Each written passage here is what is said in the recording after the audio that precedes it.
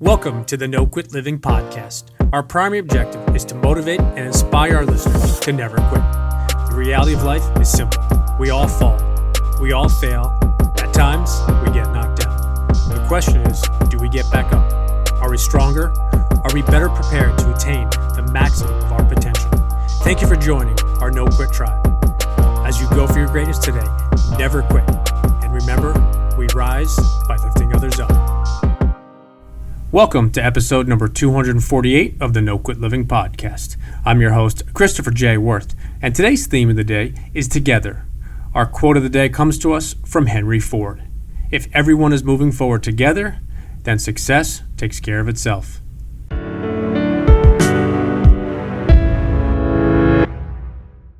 As we are currently dealing with the coronavirus, not only in our country, but throughout the world, it is my pleasure and honor to bring you today's episode.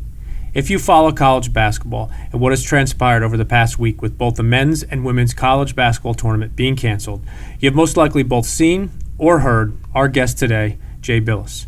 He shares his perspectives on the coronavirus, basketball, being socially responsible, and moving forward together. I hope you enjoy today's episode. Jay, I'd like to welcome you back to the No Quit Living podcast. Yeah, my pleasure. Thanks for having me. I appreciate it. So, as one of, if not the most respected college basketball analysts, you have been front and center throughout this whole coronavirus and how it has impacted both this year's men's and women's basketball tournaments. But one of the things that I've heard you talk about this past week was leadership, the importance of leadership, and having to make tough decisions. I want to ask if you wouldn't mind briefly expanding on that. Well, I mean, this is when people in leadership positions, this is what they're paid for, is to make these kind of calls, and you hope these leadership decisions wouldn't be this profound. I mean, I've certainly in my lifetime never seen anything quite like this, where you have a global pandemic and decisions are made in such short order that are this far reaching. But given that the Ivy League on Monday canceled its men's and women's basketball tournaments, not limited attendance, canceled, I think it was pretty clear that the direction in which this was headed. But for the NCAA to cancel, sort of to first take the intermediate step of saying the tournament will go ahead with no fans in attendance and only essential personnel, to 24 hours later having the entire tournament canceled, plus the women's tournament, plus all spring sports, is a pretty rapidly changing environment. And without sort of being able to make that call along with essentially the rest of United States sports community. I mean, it wasn't made in a vacuum. It wasn't like there was no information available. This had to be done. There was no choice involved. It was just a question of when, not if, by really Wednesday night. I think that's spot on, and I think it was something that obviously there was a lot going on, and personally in my life, I can't ever remember a time, and I don't know if you know of a time where all intercollegiate sports as well as all professional sports are suspended or postponed. I certainly can't remember it. I mean, I think around 9/11, you might have had some postponements and things like that for obvious reasons, because travel had been shut down. But I don't remember. There's never been anything quite like this. I think when people first used the term unprecedented, it was absolutely appropriate, because this is unprecedented. During my lifetime, I don't recall there ever being a global pandemic to this level. I'm sure we've had epidemics and pandemics declared by the World Health Organization, but never anything like this. And that really, to mention that would, to me, was the key moment. So many point to Rudy Gobert and sort of the Utah Jazz and Oklahoma City Thunder game. But to me, the key moment was when the World Health Organization on Wednesday morning declared this a global pandemic. That's a big deal. And I think that set, as much as anything, set all of this in motion. Yeah, and I think it was just the snowball effect from that point forward. It kind of just, things moved. In regards to the leadership perspective, and I wanted to just get your perspective on, what do you think are good characteristics of a good leader? Well, you have to be competent first. You have to be an expert in your field, I believe, and then you certainly have to be of good character in order to be a great leader. I think you can be. Hey, look, there are a lot of people that are in charge. There's a difference between being in charge and being a leader. So there are a lot of people that have carry titles that have the indicia of leadership that don't show any leadership. But and then I think the last is the third of that, as I've heard from General Martin Dempsey, who I consider to be one of the great leaders of our time, the former chairman of the Joint Chiefs of Staff. He uses the term humility, and I think having the humility to know that you may be in a decision making capacity, but you're not making decisions on your own. That you're doing something that's bigger than you, I think, is of vast importance. I think it's so interesting that you touched on the difference of being in charge versus being a leader. And I think that, to your point, there are a lot of people that are quote unquote in charge because of their title or their position. But I feel that there's a significant difference in someone who is just given a leadership role because of their title. In regards to a sports world, I was curious, who do you have, or who could you give that's a good example that you feel is a great leader? Oh man, there's so many. If you start with the commissioners, people like that. I mean, I'm a big fan of Adam Silver. I think he has been an extraordinary leader. I played for a great leader on the basketball side in Mike Krzyzewski. I would count. There's so many great athletic directors, whether it's Joe Castiglione at Oklahoma, Kevin White at Duke, who was seemingly everywhere.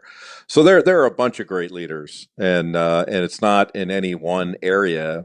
Whether they're coaches, administrators, and the like. There are some fabulous leaders out there. I wouldn't even be able to list them all. So within the last couple of days, we've seen some people such as Kevin Love of the Cleveland Cavaliers and Mark Cuban, the owner of the Dallas Mavericks, really step up by donating their own money to help keep arena and people that are hourly staffed employed during this in essence suspension. I wanted to ask, is there anybody in your professional sports world that has really stepped up similar to what Mark Cuban and Kevin have done? Well, not that I can think of. I know there are so many that have done so many good things, especially of late in the face of this. But your point about Mark Cuban, to me, it wasn't that Mark Cuban, gave some money or put in place a plan to get hourly workers taken care of. To me, it was when he stepped forward on Wednesday night after games were canceled and play was canceled by Commissioner Adam Silver, or postponed at least, put on hold. Everything was put on hold. When he stepped forward, I thought he was one of the most reassuring voices, and he's the one that first raised the issue of this is bigger than sports, and there are hourly workers that need to be taken care of. And I thought that was extraordinary leadership, and showed a ton of character and humility and the like. We haven't had that many people that have done that. And even though I've been quick to praise the NCAA and Mark Emmert and Danny Gavitt and the leadership team and the board of governors for making all the correct calls with regard to, it might not have been correct with regard to coordination, but they got the broad strokes exactly right, and it wasn't an easy environment. I don't think there's been any reassuring voice from the NCAA or from college sports that's been out there to say, here's what's happening, here's what's happened, here's why. Here is the advisory panel, our medical advisory panel that gave us this information, and here's what they're saying. I mean, I think it would be very reassuring and educational, and for an organization that talks about education as much as the NCAA does, to marshal some of the resources they have on their campuses among the really world class leaders in healthcare and infectious diseases, and you name it, to be able to get some of their people together to help educate the public. And that there's been nothing like that that's happened. Hopefully it will, because there are calls for it, but we haven't seen that yet, and we need to. It's interesting that you touch on it. I personally feel, and I was just talking to a couple of friends this morning, that there's been a huge lack of communication. I think what you just said from the NCAA, I think that would be incredibly powerful, where somebody gets on TV and just says, hey, here's what's happened, here's the reason behind, here's the medical perspective. And I think, to your point, it's a reassuring voice moving forward. And I think what this country, and especially the sports world, needs is somebody to step up and say, we are going to be okay, we are going to get through this together. But to your point, I haven't seen anybody or heard anybody that's actually really stepped up. Not yet. It's been piecemeal, and we haven't heard the NCAA, frankly, speaking with one voice. And maybe that's revelatory that there isn't one voice, and that sort of reveals that there's a structural leadership issue that needs to be addressed within the NCAA structure and the way the NCAA does business. Now, hopefully, we'll never have to deal with another catastrophe like this. But just even for sort of the everyday operation of the NCAA and the member institutions and the conferences, having better coordination seems like it's something that should happen. But even when like during this entire thing, all we saw from the NCAA were written statements, behind a blue background and through social media and the like. And while real time decisions were being made, you didn't have the coordination. I mean, there wasn't even a phone call to some of the conferences. Here's what we're doing, and the conferences on Wednesday night were playing games with the backdrop of the NCAA having said, "Well, we're not playing games with any fans in the NCAA tournament, but whatever you conferences decide you want to do, that's on you. But we're way ahead of you, and we're getting medical advice. We'll just not tell you about it." I didn't understand that. Yeah, I think the lack of coordination was pretty adamant, in the sense of people really could see that people were not 100% on the same page. But you touched on it before. The Ivy League stepped up well in advance of everybody else, and I find it interesting that that wasn't the turning point where everybody said, "Okay, we're doing this." I find it ironic that it was 2 days and 3 days later, in essence, when everybody jumped on the same bandwagon. But yeah, but that you don't want to beat people up too. That's true, but you don't want to beat people up too badly over that, because I think a lot of folks had a tough time getting their arms around this and frankly wrapping their heads around it. I think earlier in the week there were people from, like, I had talked with a friend of mine and another from Canada, saying that America's not taking this as seriously as it needs to, and I think he was right. And but by the time we got to Wednesday, Wednesday afternoon, things had changed and were changing. And but the interesting part was Wednesday night. That's when I knew, Wednesday evening around 9 o'clock, 9:30, give or take. Uh, so many of my friends and I were sitting around, my colleagues, we were sitting around talking about it, saying, "Well, there's no way there's going to be any conference tournaments played on Thursday." And they almost did. I mean, we got to tip off on some games, and some games, one game did tip off.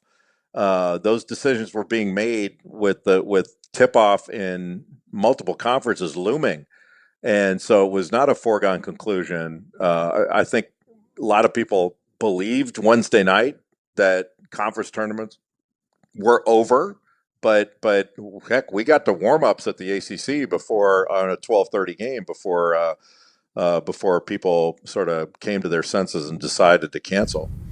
Yeah, it was crazy how people were going on, and all of a sudden things just stopped.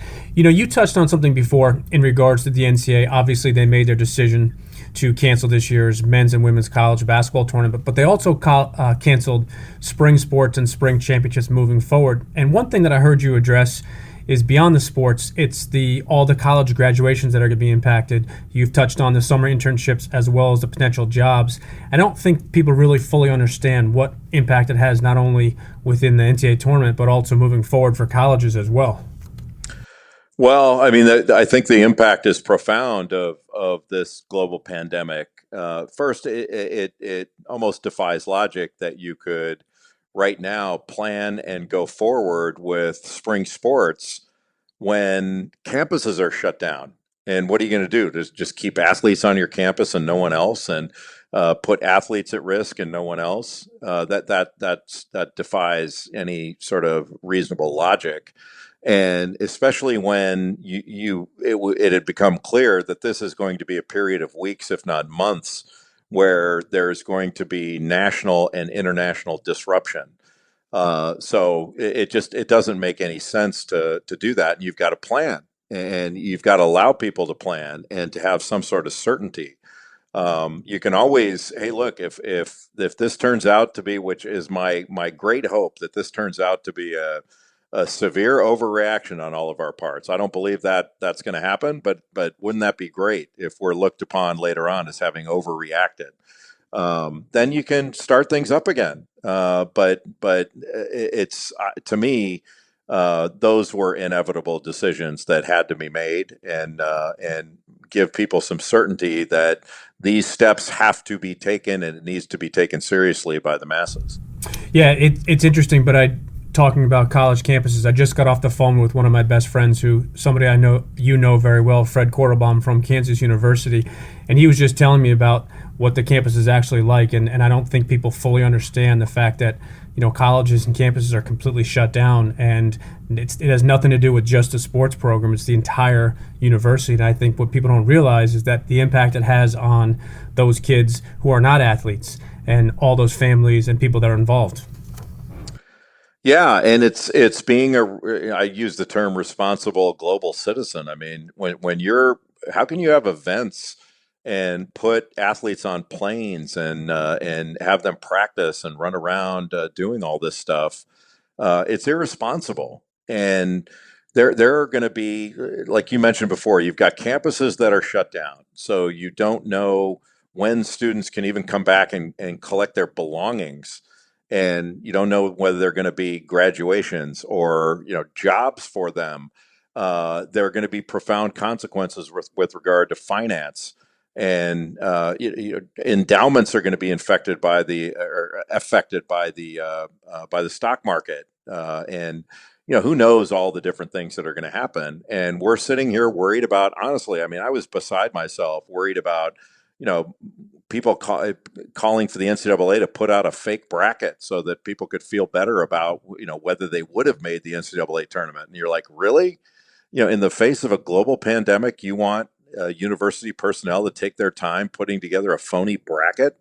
And look, I get the emotional side to that, but at some point you have to go, you know what? That's not important enough for people to waste their time on, and it's folly to even ask for it. So why don't we just kind of, I mean, I don't mean to sound paternalistic on that, but we kind of have to grow up a little bit and put first things first, and that's further down the list of things that we should be asking for. I commend you for that. You obviously are a college basketball analyst, and this is what you do for a living. And I think you clearly understand the importance of this, and I think a lot of people don't. And I think to your comment before about your friend from Canada, I think there are people that are within the United States that are not really fully grasping the severity of what this is. And to your point, I think you said it incredibly well, is there are way more important things going on, and putting first things first. Speaking of the college this year and postponement or canceling of all sports, I know Gino Auriemma, the women's college basketball coach at UConn, has spoken about granting a fifth year of eligibility. And I know from the perspective of spring sports, which haven't even started, that's somewhat easier to do. But going back to the basketball world, some teams had a game left, or some teams didn't know what their season was left. How do you deal with that in regards to a season that's been 80 or 90% completed already? I look at that the same way I do the fake bracket. That look, I think it would be wonderful if players who were disrupted could come back and have another year of eligibility. It would be a wonderful feel good thing and a wonderful gesture. But now's not the time for that. Now's the time for more important things. And there are all sorts of, the NCAA, one of the committees they have, I don't even know which one it was, the eligibility committee, something like that, put out a statement about they feel it would be appropriate for spring sports. And you're going, wait a minute, you don't even know the landscape yet. Talk about putting the proverbial cart before the horse. That's not for right now. You got other fish to fry right now. And to me, we don't know the financial effects of this. It would be like I hate to make analogies here, but it's the equivalent of we feel really bad about Atlanta not getting the Final Four this year. I mean, they did all that work, and people made all these decisions and financial decisions for businesses and the like. And look at the disruption here. So let's give them the Final Four next year. Well, there's already been a city selected for the Final Four next year. So what do you do? Like pull out the rug from them, or how do you do that? It's got impact far beyond the feel good thing of let's take care of Atlanta. Just like if you had a flight canceled, you wouldn't just say, okay, well, everybody on the canceled flight is automatically on the next flight. Well, that disrupts the whole next flight. Like, how do you do that? And that's really what this eligibility thing, in a nutshell, is kind of like. There's a lot of moving parts to it, and I think that it would make everybody feel great if we could say that, but it's just not that simple, and this is not the time. Yeah, and I think to your point too is I think because there are no sports going on right now, I think a lot of people are almost grasping at straws in the sense of topics and things to discuss. And I think the eligibility is obviously something that people are interested because there's really nothing else going on in sports right now. Yeah, that's part of it, but that's great. Like let people on ESPN and all these other outlets talk about that. That's great. That's what we do. So I don't have any problem with that. I'm not suggesting that radio shows and TV shows shouldn't talk about these possibilities. But I don't think the NCAA should be doing it, and they've got other things to do. And so, to the extent that the NCAA wasn't speaking with one voice is a problem, and I think has led to some of this, including that sort of silly fake bracket business. That was ridiculous and should have been called off even sooner. But to their credit, the NCAA's credit, Danny Gavitt came out and put an end to all that discussion, and rightfully so. And I was glad he did. You've always been an advocate for college athletes, and I was curious, and I kind of know your stance on this, but what is one suggestion that you feel the NCAA could do moving forward that would really positively have an impact on college sports? In what way? What do you mean? There are countless ones. In regards to just kind of, I think the big perspective of paying athletes versus not paying athletes, and kind of the money perspective within college sports. Oh, I don't think my perspective on that hasn't changed at all. With regard to this sort of global health crisis, I think the NCAA and all the member institutions should basically eliminate all economic restrictions on players. There are no economic restrictions on literally anyone else. So there's no reason to have economic restrictions on athletes. And look, in the face of this global pandemic, you haven't heard anybody say, all right, because of this, coaches need to make less money, or we have to put a moratorium on facility spending, or they're not saying that. So I don't see how the idea that athletes should be allowed their fair market value should change, because we are going to get back to business at some point, hopefully soon, but who knows? But again, I mean, I almost feel silly talking about this, with the backdrop of a global pandemic. One thing that I noticed when I was talking to some people this afternoon about is we haven't seen a lot of coaches that are coming forward and talking about a lot of things. And I was curious, is that something that the schools have said, or is it just something that I think the coaches are really focusing on their players and families first and foremost? Well, I think you did see coaches early on. There was a flood of coaches saying that why did they have to cancel instead of postpone? They were looking for other ways to get the tournament played. Hey, let's wait. All that stuff. You heard a lot of voices, maybe on Thursday, that were talking like that. But I think by the time we got to Friday, Saturday, and certainly Sunday, that stopped, because people realized, like, wait a minute, you're seeing a global response to this, and we've seen even more cancellations. You're not this. All these schools have closed down, businesses have closed down. It was clear, given what's going on in Italy, that those measures of stop, closing restaurants and larger gatherings, that those were coming to the United States. So I think you saw a what I would call a first things first mentality on the part of the coaches as well. You saw that subside, and they realized, well, wait a minute, this tournament, all this stuff, and the heartbreak that it's caused to players and coaches and all that, that's real, but it pales in comparison to the negative consequences on the health side, and how many people are being affected that go way beyond athletics. I mean, it's so much smaller than the sort of the pain that's been caused in so many other areas.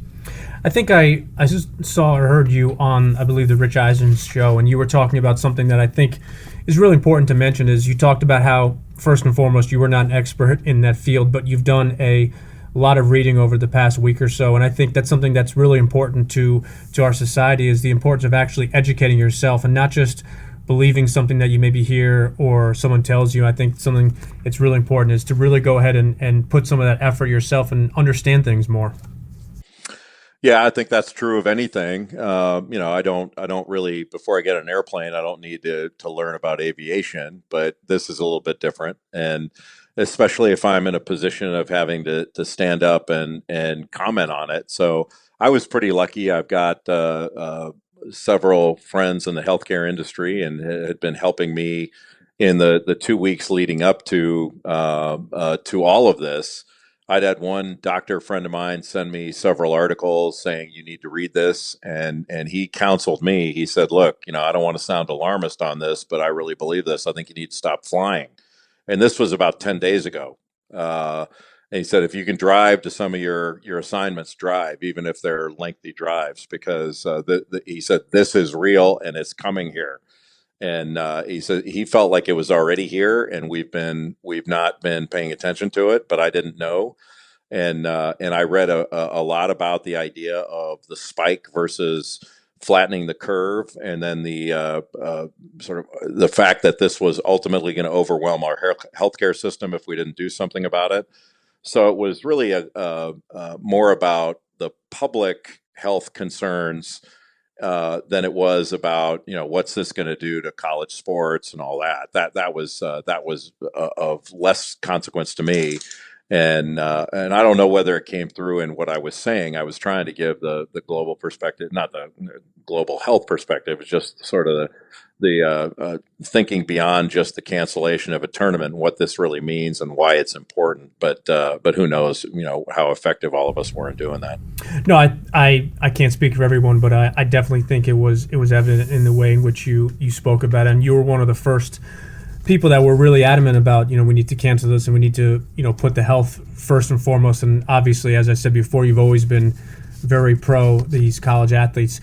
Were you ever concerned with your own health during your travel and after your doctor friend shared some of that information with you? No, I was more concerned about if, say, I did. I'm generally pretty healthy. I'm 56 years old, so I'm not in the risk category.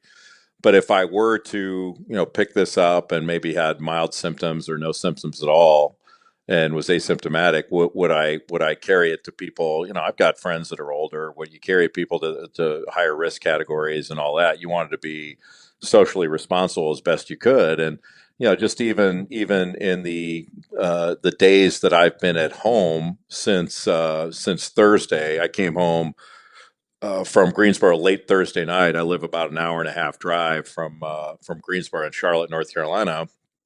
In Charlotte, restaurants weren't shut down, and my wife and I decided that, look, it's not responsible for us to go out to eat tonight.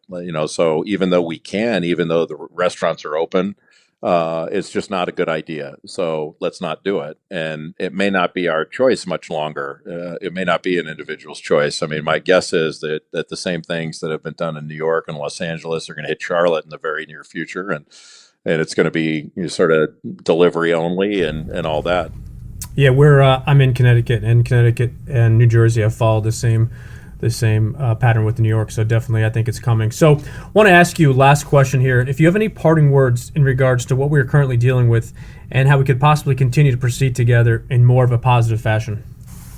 Well, here's what I would say, and I don't know that this is going to make any sense to anybody, or I certainly don't mean it to be alarmist in any way, or to be overly dramatic. But when I was a kid, I was talking to my wife about this the other night. When I was a kid, we used to kind of joke with my grandmother about, she would use the same tea bag over and over again until it barely colored the hot water anymore. And we're like, Grandma, we can afford tea bags for every time you want tea. And she said, no, that's a waste. And it didn't occur to me until much later that, she lived through the 1918 global flu pandemic, the Spanish flu. She lived through the Great Depression. She lived through World War II, where it was years of rationing and belt tightening and just unfathomable difficulties to people from our generation. I'm 56, as I mentioned. And, to me, there's a part of me that says, you know what, we need to toughen up here. And there are some difficult decisions being made. It's emotional, I get it, but there's a bigger picture here. And we need to sort of toughen up and tend to our business. We're not being asked to go to war here. We're being asked to socially distance, and what we need to do is we need to be more. We need to show more empathy for our neighbors. We need to give more. We need to be more alert to things that we can do to help, and we need to sacrifice, and then we need to stand up and do the right thing. And as we get out of this, and we will, because we're resilient and we're strong, we need to do what's necessary to get back on our feet and move forward. And we will. We've done it before. We'll do it again. But it's our turn now. And the truth is, it hasn't been my turn before. I've never had to go to war. I've never had to make a tremendous, what I would consider to be a tremendous sacrifice that some of my friends have made, that my family members have made, and different generations have made. And we can do it. It's not that hard. So let's just we can't hold hands because that's not social distancing, but let's get together and do this, because we can and we will. I love that. I think it's great parting advice, and I truly appreciate you taking some time to jump on here with us, Jay. And again, I wish you and your family nothing but the best, and hopefully you and I can connect again soon. Look forward to it. Thanks for having me.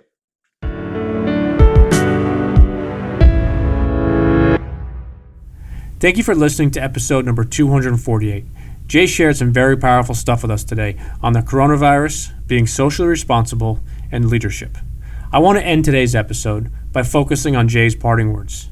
He mentioned that we need to toughen up and tend to our business. We need to express more empathy to our neighbors, give more, stand up, and do the right thing, because we will get out of this, and we will do it together. And lastly, remember, we rise by lifting others up. And lastly, to our listeners, thank you. We truly appreciate your time, and we hope our episodes inspire you to keep on attacking life and never giving up. To quote Dr. Norman Vincent Peale, it's always too early to quit.